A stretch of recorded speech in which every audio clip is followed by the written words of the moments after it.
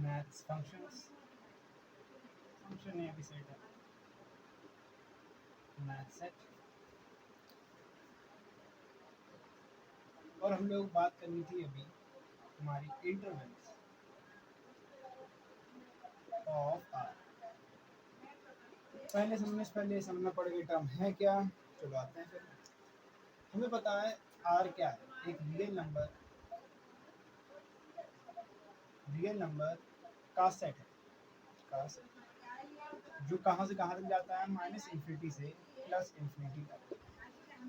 हम लोग real number को एक लाइन से रिप्रेजेंट करते हैं जिसमें तुम जितने नंबर सोच सकते हो इमेजिनरी के अलावा, जैसे रूट माइनस वन को छोड़कर जितने भी नंबर पॉसिबली हैं वो सब इस लाइन पर आते हैं, बिल्कुल सही। और इसी को कहते हैं हम लोग रियल नंबर लाइन, और इसी का सेट जो है उसे कहते हैं हम लोग आर। जैसे पता है आर से इसको डिनोट करते हैं। अब हम लोग ने शुरुआत में बचपन में कभी पढ़ा नहीं था, माइनस वन तो पढ़ा नहीं था, नेगेटिव नंबर बाद में आए थे। सबसे पहले हम लोगों ने क्या पढ़ा था, नेचुरल नंबर।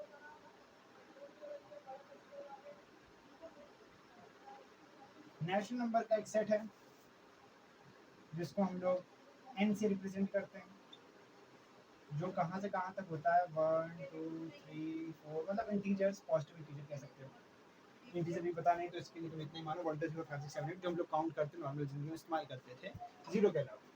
अब दूसरा हम लोग का कौन सा है सेट, होल नंबर का, जिसको हम लोग डब्ल्यू से रिप्रेजेंट करते हैं। ये क्या होता है तुम्हारा, इसमें बस हम लोग जीरो ऐड कर देते हैं नेचुरल नंबर में। और सिमिलरली हम लोग फिर बाद में जब बड़े होते हैं हम लोग जो चलता है यहाँ पर नेगेटिव नंबर भी, हम लोग थ्री टू से थ्री को माइनस करते हैं तो हमें पता चलता है माइनस वन आंसर आता है। तो हम लोग ने एक और सेट बनाया, कौन सा, इंटीजर्स का, जिसे हम लोग रिप्रेजेंट करते हैं जेड से, जो क्या होता है तुम्हारा माइनस इन्फिनिटी से तुम्हारा, मतलब इसमें से इंटीजर्स ही हैं, मतलब इंटीजर्स मतलब minus three minus two minus one zero one two three four चलते चलते चलते पॉजिटिव इंटीजर्स और पॉजिटिव नेचुरल नंबर्स और नेगेटिव नेचुरल नंबर्स हम लोग ऐड करते हैं तो हम लोग मिलता ही और जीरो साथ में, ठीक। अब हम लोगों ने कहा कि जब हम लोग और क्वेश्चन सॉल्व करने लगे तो हमें पता चला कि हम लोग के पास कुछ ऐसे भी आंसर आने लगे जो तुम्हारे फ्रैक्शन होते हैं, मतलब 1/2 2/3 4/3 1/10 और ऐसे बहुत सारे आंसर आने लगे। तो हमने कहा यहाँ पर और भी कुछ नंबर्स उसमें है, तो हम लोगों ने उनका भी एक सेट बनाया, उन्हें हमने कहा रैशनल नंबर्स,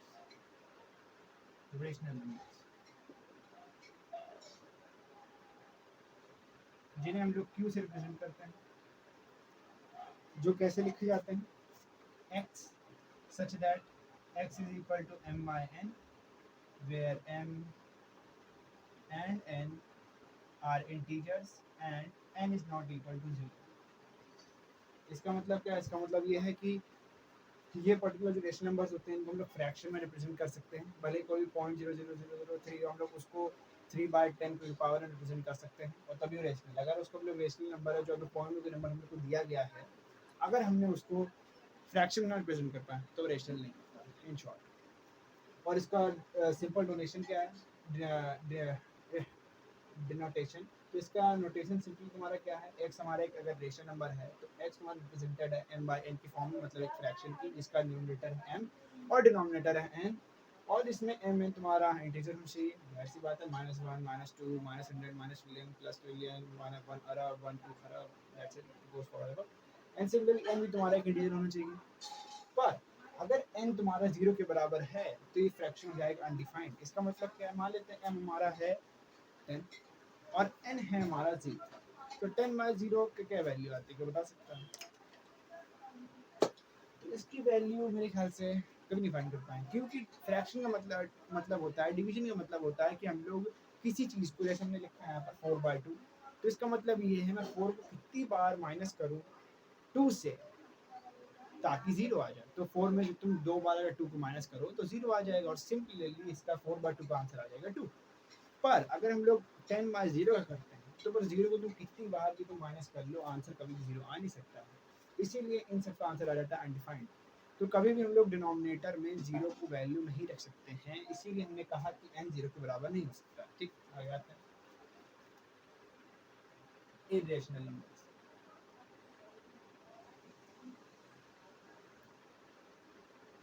इरेशनल नंबर को हम लोग टी से रिप्रेजेंट करते हैं, और ये वो सेट होता है जो आर के अंदर आता है पर क्यू में नहीं आता है। इसका मतलब क्या? इसका मतलब ये है कि ये वो नंबर हैं जिनको हम लोग, जो पॉइंट डेसिमल फॉर्म में होते हैं पर हम लोग उनको फ्रैक्शन में रिप्रेजेंट नहीं कर सकते हैं, जैसे 0.345678911245141516171819202122232425 ऐसे चलते गए, और इन लोग को हम लोग नहीं रिप्रेजेंट करते हैं फ्रैक्शन में से, हम लोग कहते हैं इनको रेशनल नंबर्स, ठीक है। और हमने यहाँ पर एक और चीज़ भी देखी है कि नेचुरल नंबर का तुम्हारा सेट है, वो तुम्हारा सबसेट है होल नंबर का, होल नंबर तुम्हारा सबसेट है इंटीजर्स का, इंटीजर्स तुम्हारा सबसेट है क्यू के। क्यों ऐसा है? क्योंकि अगर मैं यहाँ पर एन वन ले लेता हूँ तो एन का जो तुम्हारा सेट आएगा वो पूरा तुम्हारा रेशनल नंबर पे ही आएगा, ठीक है। और ये पूरे एक सबसेट होते हैं आर, पर ना तो तुम्हारा एन तुम्हारा एक सबसेट है टी का, ना तो तुम्हारा डब्ल्यू सबसेट है किसका? टी का, ना तो तुम्हारा जेड सबसेट है टी का, ना तो तुम्हारा क्यू सबसेट है टी का, पर टी सबसेट है आर का, ठीक है। हम लोग कहेंगे हम लोग के स्टैंडर्ड, जब लोग कह सकते हैं स्टैंडर्ड, स्टैंडर्ड सबसेट्स, इन सब को हम लोग कहते हैं स्टैंडर्ड सबसेट्स ऑफ आर। तो हम लोग कोई जरूरत होती है क्वेश्चन रख देते हैं वैल्यू, हम लोग मानते हैं एक्स की वैल्यू आएगी उनको आ जाएगी, हम लोग उसे रखते रहेंगे। पर मैंने कहा कि अगर मान लो हम लोगों को कुछ ऐसी वैल्यू चाहिए हैं एक्स की, डोमेन कुछ ऐसा बनाना है जो इसके भी अंदर का है, जैसे मान लो हमें कोई फंक्शन हमारे पास जिसकी वैल्यू सिर्फ तुम्हारी 1 और 2 आ सकती है, 1 और 2 रखेंगे तभी डिफाइंड होगा और कोई डिफाइंड नहीं हो सकता है, तो हम लोग क्या करेंगे, सिर्फ 1 2 के बीच का ये एक शॉर्ट तरीके का डोमेन बनाएंगे। और वो बनाएंगे कैसे? हम लोग को जब कुछ पर्टिकुलरली वैल्यू चाहिए होती, पूरे इन सब पूरी वैल्यूज नहीं चाहिए होती, मान लो क्यू में हम लोग कुछ पर्टिकुलर वैल्यू चाहिए, पूरी नहीं चाहिए, हम लोग को जेड में कुछ पर्टिकुलर वैल्यू चाहिए, पूरी नहीं चाहिए, तो हम लोग स्टैंडर्ड का इस्तेमाल नहीं कर सकते हैं, उस समय हम लोग इस्तेमाल करते हैं इंटरवल्स का। चलो इंटरवल्स का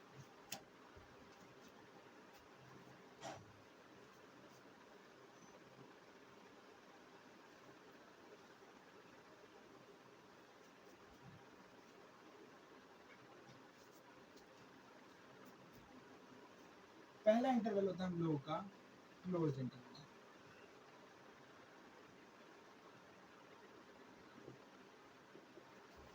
मैंने कहा मेरे पास एक कोई फंक्शन है, फंक्शन आप समझ सकते हैं, उसमें वैल्यू रखो तो आउटपुट मिलेगा, एक मशीन है।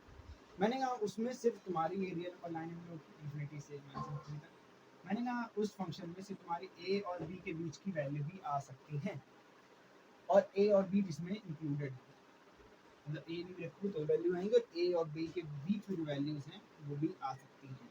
मतलब इसका क्या है कि ए बी और ए बी की जो बीच में नंबर हैं उनको अगर उस फंक्शन में रखूंगा तो हमें रीजनेबल आउटपुट्स मिलेंगे, अनडिफाइंड आउटपुट्स या इमेजिनरी आउटपुट्स नहीं मिलने वाले। तो हम लोग इस डोमेन को, इस पर्टिकुलर हम लोग जो सेट हम लोग का छोटा सा है उसको कैसे रिप्रेजेंट करेंगे? तो हम लोग ये तो कर नहीं सकते हैं कि हम लोग पूरे नंबर लिखें ए और ए प्लस तुम्हारा 0.1, उसके बाद ए प्लस 0.2। एक दिक्कत भी क्यों लिख पाए, क्योंकि ए और ए प्लस 0.1 के बीच में भी इनफाइनाइट रेशनल और इनफाइनाइट रियल नंबर्स, हर दो नंबर के बीच में इनफिनाइट रियल नंबर्स होते हैं, तुम कितना छोटा डिवीजन करते रहो, अगर तुमने 0.1 करा तो 0.01 ऐड कर दो, उसके बीच में एक और आ गया, ऐसे तुम्हारे इनफिनाइट नंबर उसके बीच में आते रहेंगे, और इसे हम लोग इसको इस तरीके से नहीं डिनोट कर सकते हैं। हम लोग एक तरीके से डिनोट कर सकते हैं, वो हम लोग को बहुत आसान, हम लोग जानते भी कैसे, कि यार हम लोगों को इसके बीच के नंबर चाहिए हैं, एक्स जो हमारा होना चाहिए वो क्या होना चाहिए, ए के बराबर और ए से बी से छोटा। बहुत आसान, हम लोग ऐसे इसको डिनोट कर सकते हैं। और एक और चीज़ भी है कि एक्स तुम्हारा रियल होना चाहिए, ठीक है। पर हम लोग इसको हमेशा, जैसा मैंने कहा मैथमेटिशियन डालते हैं, मैंने कहा हम लोग इसको मैथमेटिशियन हमेशा ऐसे नहीं लिख सकते, तो उन्होंने इनको बहुत एक अलग फॉर्म दिया, एक बहुत ही सिंपल फॉर्म दिया इसको लिखने का। वो क्या था कि तुम इसको ऐसे में लिखो, इसका मतलब ये होगा, एक जो हम लोग के स्क्वायर ब्रैकेट उसके बीच में ए बी, इसका मतलब ये है कि हम लोग एक इंटरवल बना रहे हैं जिसमें तुम्हारा ए से लेकर बी तक के नंबर आ रहे हैं जिसमें ए बी इंक्लूडेड है। बहुत सिंपल है, ठीक है। तो इसकी उन्होंने डेफिनेशन क्या बनाई है,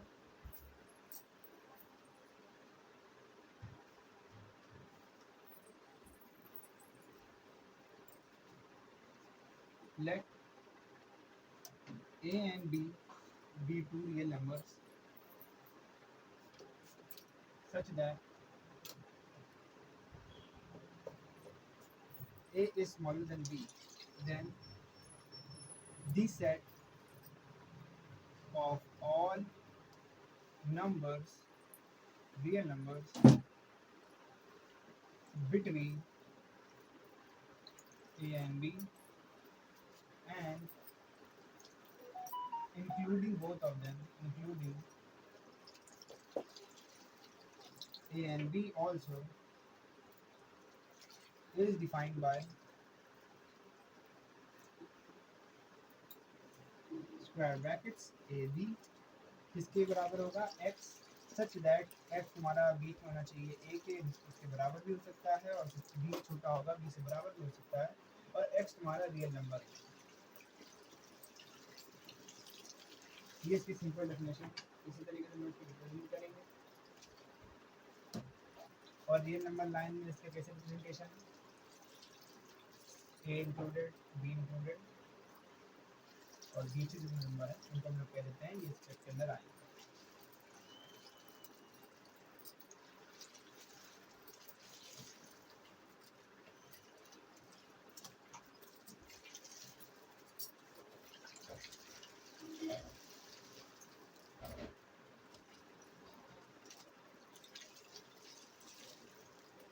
मान लेते हैं हम लोग एक इंटरवल बनाना है -1 से 2 तक का, और इसमें -1 से और 2 इंक्लूडेड हो, तो हम लोग कैसे इसको बनाएंगे। पहला तो हम लोग इसको ऐसे लिख देंगे कि जो इंटरवल हम लोग का होगा वो तुम्हारा एक्स जो एलिमेंट आएंगे इसके बीच में होंगे, -1 से 2 के बीच में, और एक्स हमारा आर होगा, एक रियल नंबर होगा। पर हमेशा हम लोग उसको ऐसे नहीं लिखते, क्योंकि फंक्शन हम लोग डिफाइन करेंगे तो ऐसा लिखना बहुत टेडियस हो जाएगा, इसीलिए हम लोग उसको ऐसे नहीं लिखेंगे।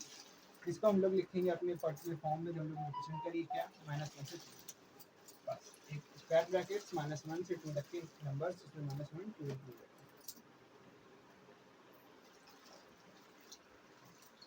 हम लोग आ जाते हैं अपने सेकंड टाइप के इंटरवल पे, जो हम लोग का ओपन इंटरवल।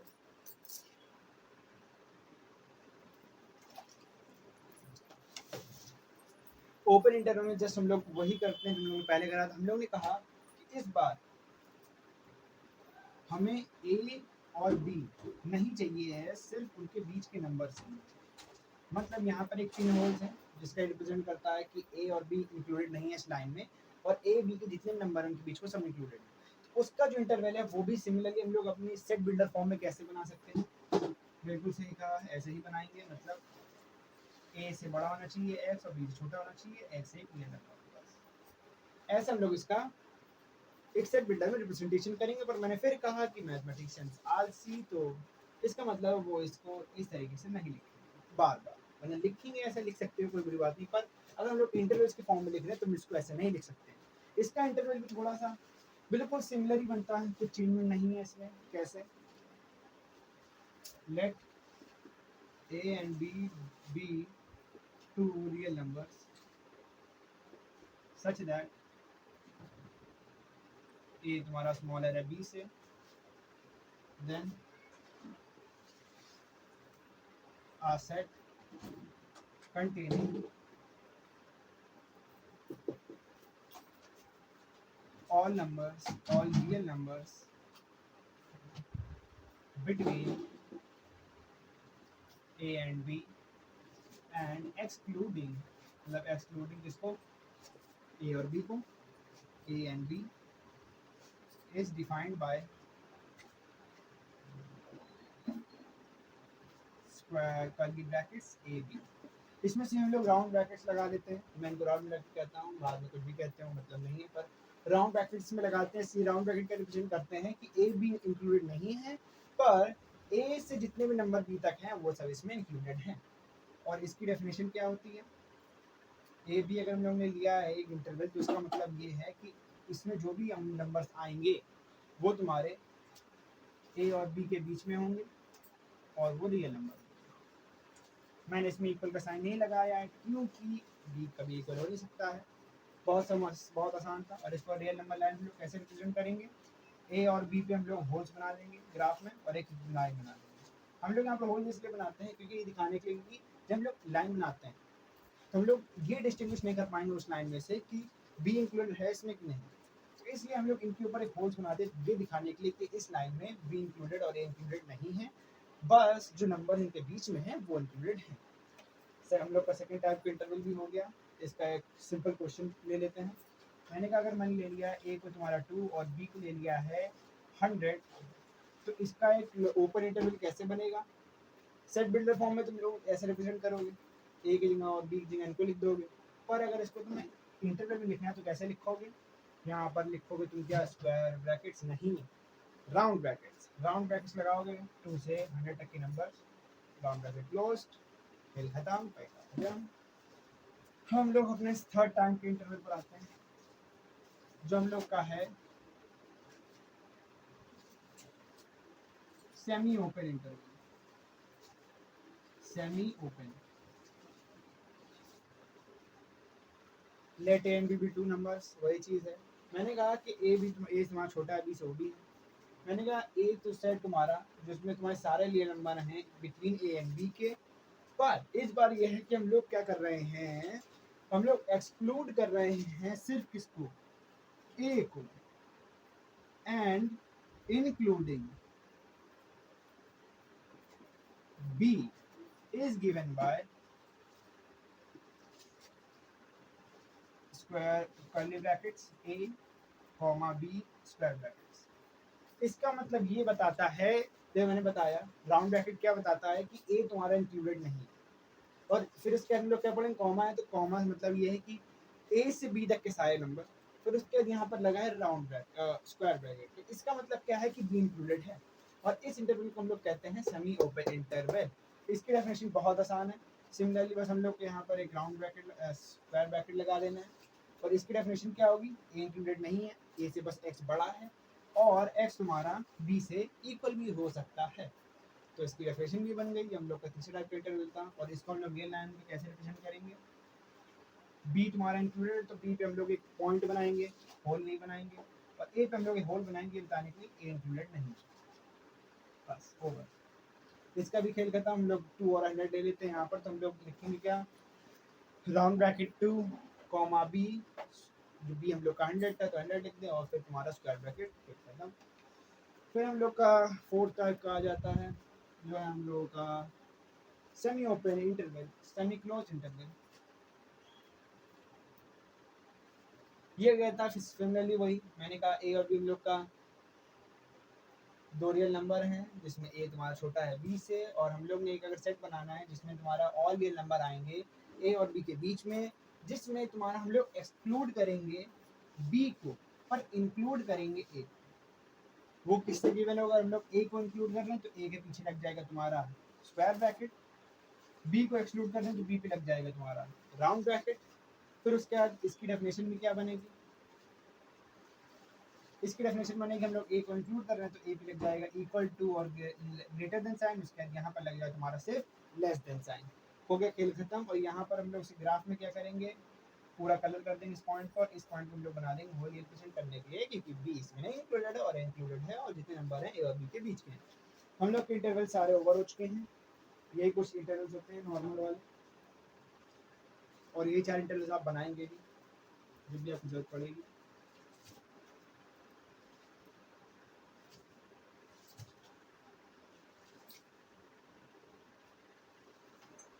अब आते हैं universal set. Universal set, the set of all sets in a given context। इसका मतलब क्या है, चलो बात करते हैं। मैंने कहा कि मेरे पास एक मेरे का फंक्शन था जिसमें बहुत सारे मेरे गेस्ट आए थे, जितने मुझे मैंने उनको क्या करा था, कमरे में डिवाइड कर दिया, बहुत सारे कमरों में, चाइल्ड ओल्ड यंग वाले में। पर एक चीज़ आपने गौर करी होगी, जितने वो लोग थे कभी कोई अगर फंक्शन हो रहा है तो लोग हॉल में एक समय होगा इकट्ठा होंगे, और मैं जितने भी बाद में उनके जो कमरे में डिवाइड करूँ किसी भी रूल से, उनको मैं उसी हॉल में से निकालूंगा, छाट के डिवाइड कर दूंगा। तो मैंने कहा जितने भी लोग हॉल में हैं उनका जो सेट है उसे हम लोग कहते हैं यूनिवर्सल सेट। इसका मतलब ये है कि हम लोग जितने भी उससे स्मॉल डिविजन करेंगे, जितने भी हम लोग उसमें कमरे बांटेंगे, उसमें जो भी लोग होंगे वो होंगे उस हॉल पर्टिकुलर हॉल से। तो उस हॉल को हम लोग कहते हैं यूनिवर्सल सेट। जितने भी लोग हैं उनमें अगर हम लोग उस हॉल का सेट बनाते हैं तो हम लोग उसका नाम देंगे यूनिवर्सल सेट। क्यों? क्योंकि वो एक तरीके से पूरे जितने सेट है उन सबका कह सकते हैं बिगर सेट है, the set of all sets.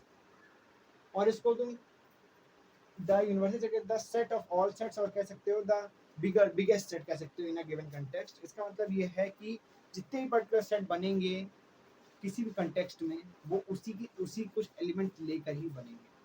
The super set कह सकते हो all sets, the super set. जैसे मान लेते हैं मैंने कहा कि मेरे पास एक कॉइन कलेक्शन है, मैंने कुछ जितने मेरे पास कॉइन है वो उसके अंदर, अब मैंने उसको कुछ अलग अलग निकाल लिए कॉइन, मैंने कहा तुम से फेवरेट निकाल, तुम निकाल लो, तुम निकाल लो।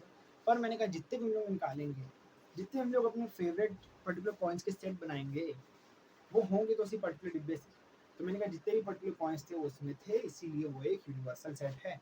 और कंटेक्स्ट की बात ये होती है हम लोग जिस तरीके की बात कर रहे हैं उसका जो मेन सेट होता है उसे कहते हैं हम लोग यूनिवर्सल सेट। ठीक है,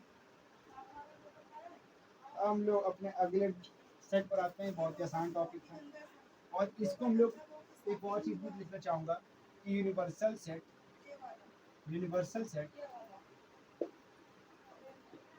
इज डिनोटेड बाय यू। ठीक है, यू से रिप्रेजेंट करते हैं, मैंने इसके नीचे लाइन कर दी है, इसको सिर्फ आप सिमिलरली यू लिख सकते हैं ऐसे करके। ठीक है, अब अगला हम बात करते हैं हम लोग का power set.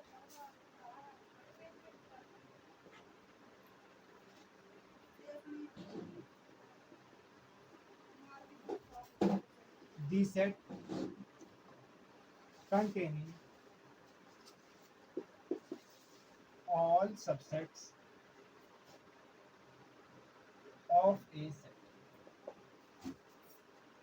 Let X be a set, then set containing all subsets of X is denoted by Px equal S such that S should be a subset of X. इसका मतलब क्या है पावर सेट का? Power set का मतलब ये है कि मान लेते हैं मेरे पास एक सेट ए है, तो उसके जितने भी तुम्हारे सबसेट बन सकते हैं कितने बनेंगे? 2n, 2n।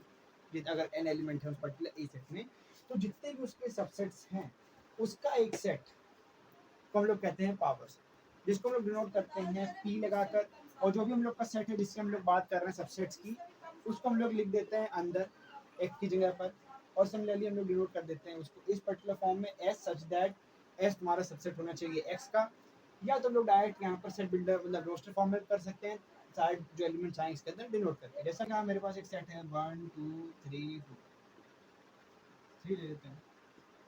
मैंने कहा मेरे पास एक सेट है 1 2 एलिमेंट्स का, तो इसका जो पावर सेट होता है उसको देख लेते हैं इसके सबसेट्स कितने होंगे। पहला सबसेट इसका होगा 1, दूसरा होगा तुम्हारा 2, तीसरा होगा एम्प्टी सेट, चौथा होगा तुम्हारा 1 2। तो मैंने कहा इन पर्टिकुलर जो एलिमेंट्स हैं इनका जो एक सेट बनेगा क्लोज में उसे कहते हैं हम लोग पावर सेट। तो अगर एक हम जो पावर सेट डिनोट कर रहे हैं तो पी लिखकर ब्रैकेट में ए लिख देते हैं अंदर, इसका मतलब है हम लोग पावर सेट बात कर रहे हैं ए की। और फिर इसको किसके इक्वल होगा, हम लोग अपने ब्रैकेट लगाते हैं कर्ली ब्रैकेट, और इसके अंदर लिख देंगे हम लोग पहला अपना एलिमेंट 1, उसके दूसरा एलिमेंट हम लोग का 2 सेट, उसका तीसरा एम्प्टी सेट और चौथा हम लोगों का 1 2।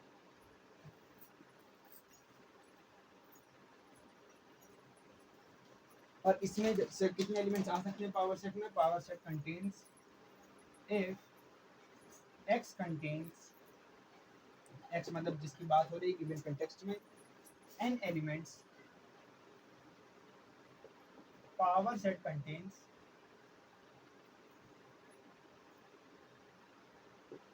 2 raised to power n elements. बस ये सिंपल डेफिनेशन थी हम लोग की पावर सेट की।